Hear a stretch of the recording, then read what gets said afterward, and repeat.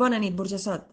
Sovint diem que Sallent és a punt de ser el millor poble del món, i probablement no sigui veritat.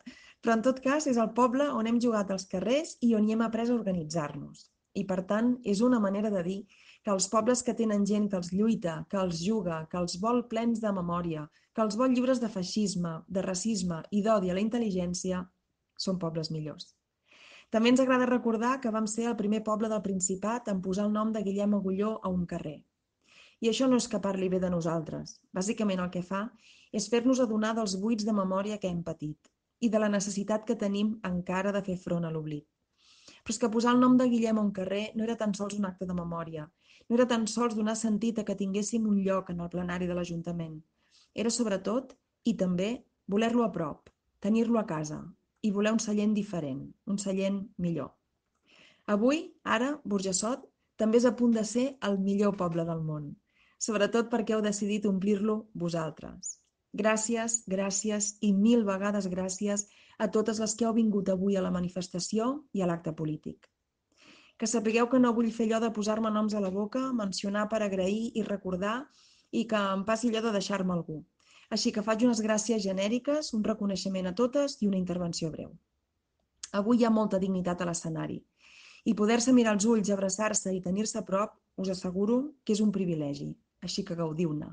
Sentiu que esteu envoltades de gent preciosa, de la que milita, de la que s'entrega a les causes col·lectives, de la que treu temps de son, de feina i d'estudis per les causes nobles.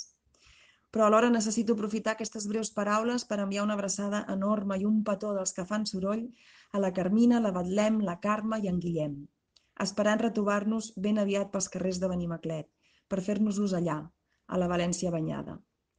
També a les companyes, les amigues de Guillem, a tota aquella generació, que és també la meva, que vam quedar frapades per l'assassinat, però especialment atravessades les que sabien que en aquesta part del país l'extrema dreta organitzada gaudia d'especial impunitat, a les que van sentir en pròpia pell els tentacles de la batalla de València, a les que tingueren por, a les que pensaren que les properes podien ser elles, i també a les que no es rendiren, a les que donaren la cara, a les que sentiren que la por només ens feia més febles i que davant de tant terror només hi podíem respondre amb vida, amb tota la vida possible.